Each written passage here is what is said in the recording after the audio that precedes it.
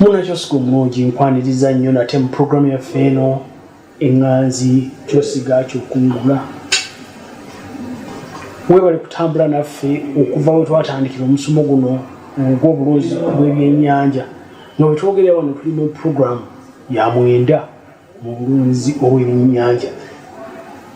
Programu 8 bwe ziba zakuyitako genda ku kibanja kyaffe ekya www.devcomconsults.com jujja okusanga programu ezo ezakuyitako n'endala nnyingi booli awo zootalabangako naye ng'ate za mugaso nnyo mu bulamu obwo.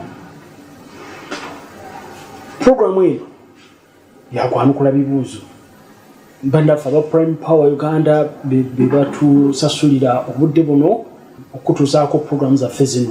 Nolwekyo njagala ogende ndeeba okwatagane ne Mumbejja Gate oyo ajja kukolako bulungi n'omuntu omulala yenna gw'onasanga ku Prime Power. Kale tugende mu ndeeba tulabe ebiriyo. Prime Power Uganda wano buli lunaku tuyiiya mulimi abadde atya nga tanyigirizibwa mu byalima ng'akozesezza amaanyi matono ng'ate akozesezza ssente si nnyingi ate amagoba ne gabeera mangi. Ebyo byonna ebyuma twabireese enfukirire y'omulembe. Tulina power spray ez'oku mugongo, tulina eza wansi ng'otambuza lupiira mu mita 5, tubeera ne mist blower ng'ekola bulungi nnyo efuuwa lufu lwokka naye akawuka ne kaba nga kafudde. Byonna ku Prime Power weebiri. Tubeera ne pampu bwe ziti ezikuba date water, oyinza okuba ng'oyisima luzzi oba sewage ng'oyo yeegwe mulimu gwe baagikolera ekuba date water ate nga yayitale kyekintu kyogula n'owummula. Tubeera nesobola okuba mu mita 3, 6, 10, 2 kilomita okusinzira buli omu oluzzi lwe osobola okuba amazzigo ng'olima musana ne bw'oba olimidde mu kyalo yonna tukukakasa ojja kufuna akatale. Ebintu byabwe biri genuine. Natandika obyesiga olwa mashini eri ya kaca kati mbadde nnoonya eno endala ennene esinga ku eyo. Prime Power Uganda ffe tusangibwa mu Ndeeba ku Najja building, tuliraanye KCB banka. Tetwetaaga ssente za muzindo bw'oba tozisobola. Sasula mpola mpola mpola mpola bw'omalayo mashini eba efuuse yiyo. Bw'oba oyagala okulima ennima ey'omulembe jangu tukulaakulanire wamu tujja kusomesa ate ku bwereere. Ndowooza mwewuliriddeko ngende omukyala alina enteekateeka nnungi ezisobola okubaggusiza ddala mu nteekateeka zammwe ez'okulima n'okulunda nga mweyambisa tekinologiya.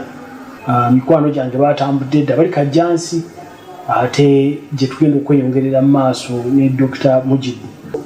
Mujibu tukyali ffenna era kirungi ekitagambika okuba nti n'okutuuka olwaleero tukyali ffenna ng'oyanukula ebibuuzo bino bannaffe bannakyosiga bye baatubuuza. Mu misomo gyaffe Dr. mwatuyigiriza okugimusa ebidiba nga kibayita okugimusa ebidiba kweko okwongeramukko olusuku busa ebikiriisa amazzi ne gabeera ga kiragala omukwafu ebyennyanja mwe bisobola okufuna ebyokulya ate n'olusi n'okwekweka.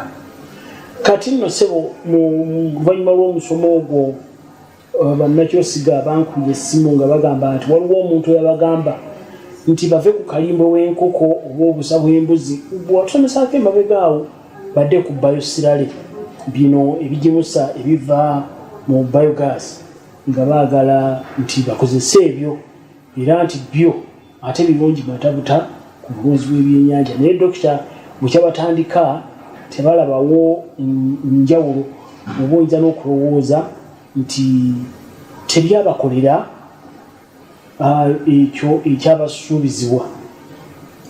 Baagala kubawabula ngeri ki esinga obulungi eyandibadde eyeyambisibwa okugimusa amazzi omulundi bw'ebyennyanja mu bidiba Dokita? Bayosirale liba wakati w'ettaka ne nakavundira. Nakavundira bw'aba avunda akozesa omukka waliwo obuko obumenyaamenya nakavundira bebayita bacteria bukozesa omukka gwa oxygen kale ebinja bye byagala oxygen kale wajjawo okuvuganya okwo ekyokubiri kizibu nnyo okupima obungi bwa biosphera gwe weetaaga okukola green oli gwe oyagala abeere mu mazzi bwe yenkana kati kireeta omutawaana mulimu ogwo nti kizibu nnyo osanga ogimusizza nnyo kimusinyo mu kibanisa over fertilization ate nebiri biosphera byotadde mu era nebyongera okuvundiramu nebirwasa ebyennyanja byo kyovula ate bwoba okuli bwaba bakosizze kutya gyateekayo najjayo bulanga green house gwoyagala kutya nga ogisikayo giteeka ku bbali ne bwe oyemu biosphera watakyayinza kumugjamu kati nandibasabye kirungi osobola omukozesa neetaaga obukugu okumanya mu area bweti nja kukozesa biosphera afaanana bwati kusinziira ku mazzi bwe gafaanana si kuteekamu obuteesi eba byonna ebidiba ebirala basooke bajjemu babiteekeko mu kidiba ekirala nabala obiteekako mu kidiba ekirala amazzi bagajjamu gaali bateekemu amazzi amapya tweyanziza dokita okunyonyola okulungi okufaanana we kutyondowooza munakyosiga omulungi otegedde ensonga lwaki tugimusa amazzi g'ebyennyanja ensonga dokita azogedde awo atugambye nti kakiragala ako kakuza emmere ebyennyanja gye birya ate n'okwekwekamu naye ate n'atulabula nti kakiragala akayitiridde ate kajja kufuuka ekizibu eri ebyennyanja atuwadde okulabula nti gweyambisa ekibatu kyo kino nkinyike mazzi bwe kituuka mu makatikati wano nga tokyakirengera manya gaddugadde nnyo ti amazzi gakoze eki gaddugadde nnyo olwo olusi kiba kitegeeza nakutegeeza kugataako ate oyongere okusaabulula atagambye nti bwegaba nga olengerera ddala omukono gwonna gye gukoma ate ago nago tegabeera matangaavu nnyo gaba tegajja kubeera nakijimusa kirungi n'olwensonga eyo twegendereze era kiddayo ku nsonga eri gye batugamba ey'okutambula n'abakugu okusobola bulungi okutunnyonnyola oba n'okutuyigiriza ebyo bikola ki bwe bitambula. Dokita Mujibu kifo kye kyalibadde ekirungi pakati ono ddala ekibuuzo kyabuuza agamba kyalina olutobazi lwe lunene era alowooza nti obulunzi bw'ebyennyanja y'emu ku ngeri wanaasobola okujja lupiiya nga yeeyambisa ekisenyi kye kino. Dokita muwa amagezi atandikirewa okusima ekidiba mu swampu nsobi. Swampu yandikuyambyeko okukuŋŋaanya amazzi. Okusima ekidiba mu lutobazi kizibu ky'oboolesi ky'amaanyi gwe nga nannyini ku mulimu oba ogenda kufuna kubanga oli anaasima nze bwonga nti nsimira ebidiba 15 mu lutobazi gamba ate mpaa mu wiiki nga 3 nti naasimisa kuloti nti na mikono anti buli omala okutakulawo ti amazzi nga gajja takula nga gajja wegajja wenva gwe bwojja olaba nga wantu wateredde bwewa teyakidiba kyo kyawedde nga kimu 2 3 10 naye oyagala okumanya nti bakoledde gadi byengalye tambuliramuko yakola wano wansi wano waggulu wano wansi ate sobola kumunenya bambi kuba watema bwate nazo zitagabeera nga gajja tokyasobola kusimawo amazzi gazzeewo bw'asima be bamusamuka mu maaso bwagira be gamusamuka mu maaso nga kimulema. Olutobazi silwandibadde lulungi kubeera nti lwo lwennyini ate mw'oteeka ebidiba luyambise kukuŋŋaanya amazzi ebidiba bibeere ewantu w'osobola okubeera nti amazzi ogatwalayo n'ogajjayo w'oyagalidde. Ettaka eriri okumpi n'ekisenyi liba ddungi nnyo ti amazzi bwe libaamu amazzi agalimu sobola okuyisaamu ala emikutu gye tuyisaamu egisooka negibeera nti jakuyamba entambula y'amazzi n'okukaza eno gyogenda okuteeka ebidiba kati okuteekamu emikutu egyo gisobola okutambuza amazzi ago negikaza gyogenda okuteeka ebidiba naye oteekayo ebidiba nga tosima nga amazzi ate gava wansi. Ekidiba ekyandibadde ekirungi oli akisima mpaka kukimaliriza nga temuli mazzi amazzi n'aleeta maleete era n'agajjamu wayagalidde okugajjamu. Era kikuyambako okumanya nti ebisenge mbiwusinga birina okubeera entobo ngiwusinga birina okubeera wane emigongo birina okubeera nga birina okubeera. Weewaawo dokita webalinyo balire ddala era mpozi oba oli awo nga tunula bine mu kibuuzo ekyo ekiwedde bw'onaateeka ekidiba awatuufu oyinza gwe obutasobola kumanyaawo bw'oba tonateeka nsimbi zo mu kusima kidiba weekwata abakugu bakubuulira wali amazzi amangi agamala, bakubuulira ekika ky'ettaka ekiri wansi. Kubanga oyinza okwesanga ng'ogenda kulunda ebyennyanja, tufune ate ekiri kye baabuuza bali abatugamba mbonna ebyennyanja biwunya ettusi. Bano basobola okukuwa amagezi. Basobola n'okukuwa amagezi ne bagamba nti awo oba wafaanana bwe wati, sooka okole bw'oti, ekidiba kyo kimale okukyusa embeera, ojja kusobola okulunda ebyennyanja nga biteefu nga tebirina kugamba buzibu. Kyokwata abakugu bajja kusobola bulungi okutwanukulira ebibuuzo ebitusoomooza. Njagala tugende mu kuwummulako, temuseguka te tukomewo. Dr. Mujibu, naawe nnyo okwendula otuzzi tujje.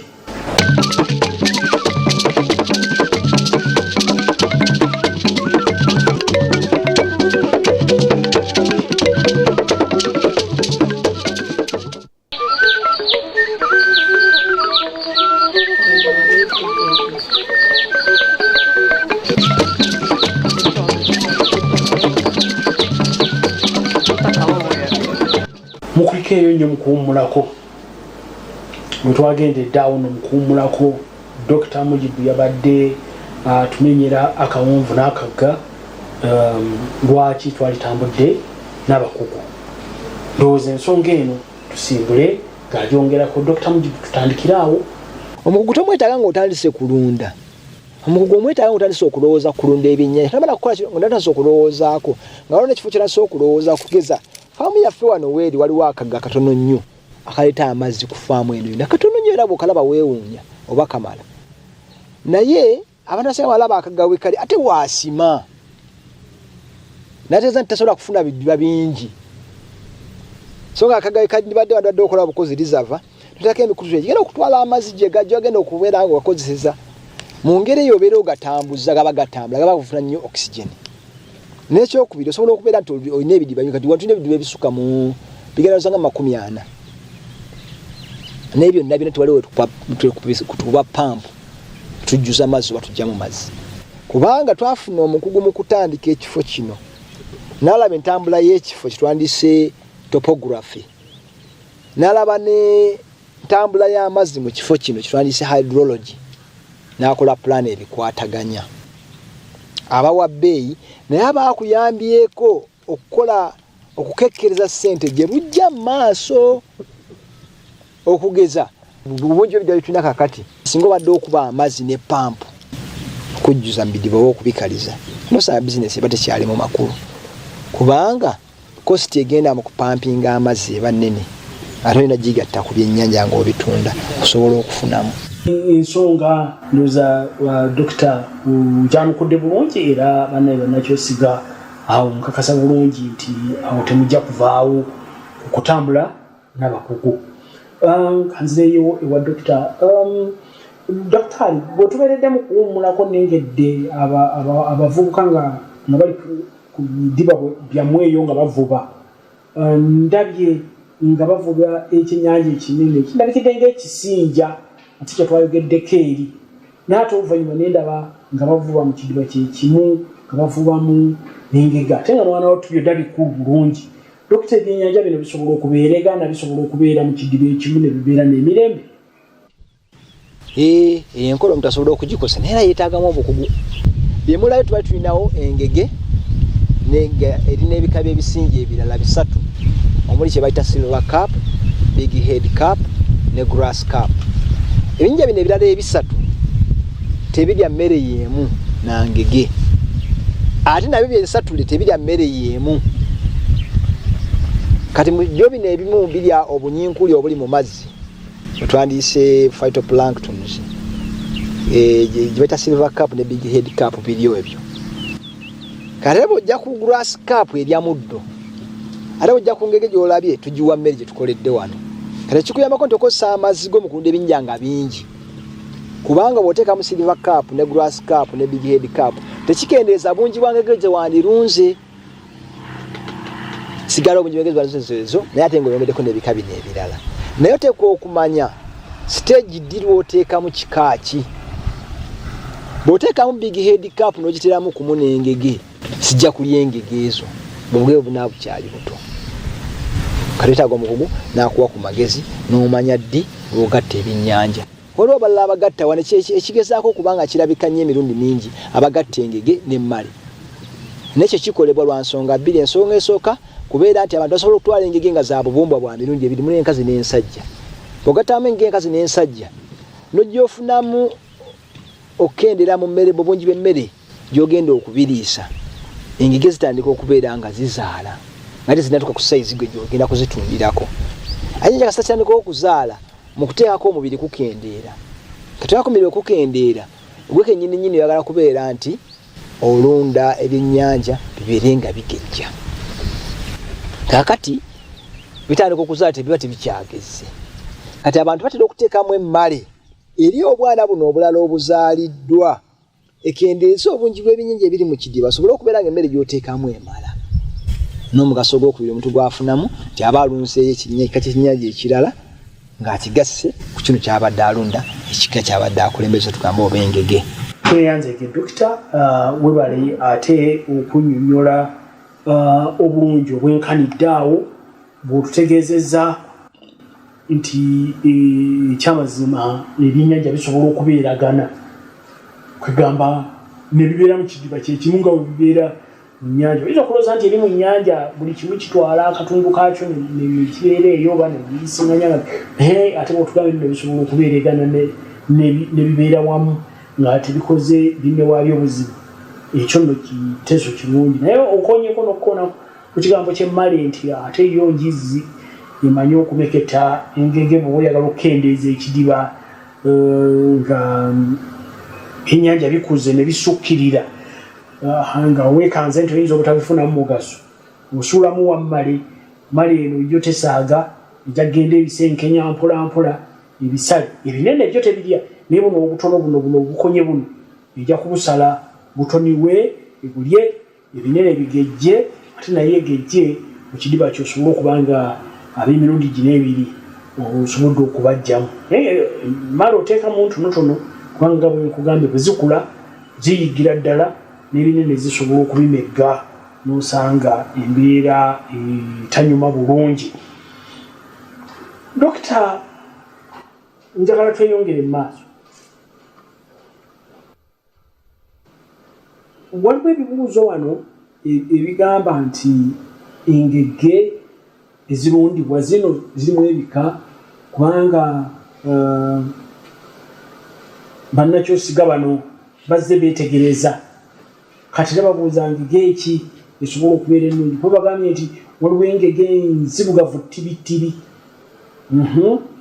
newabaawo engege enjeruyeru ani newabaawo zino ezeeruka olubuto ate endala ne zimyuka olubuto abamu nno oluusi bagayita n'amasavu nti emyufu eyo ejjudde esavu. Dokita, yingiriramu awo engege zirimu ebika bingi n'ebika ebisinga okulabika ano mwe muli etuteya zirayi zirayi mu lufuutifuuti oba abavubi batera okugiba engege yakitomera oba abamu bagiyita entotte. Waliwo engege endala akatonotono akawanvu ija kebayita kalegeya, waliwo n'engege gye bayita eyakibaati oba mu saidi mu bugwanjuba eyo bazita engege ez'ekika ekya ttaafu kubanga bataafu maaka baazitundanga oba bazita ttaafu. Kati bayinza okujja basinga gye basinga okwagala eyo ennene eby'omutwe ogumyukirira ogwo eyakibaati ebayita eya ttaafu.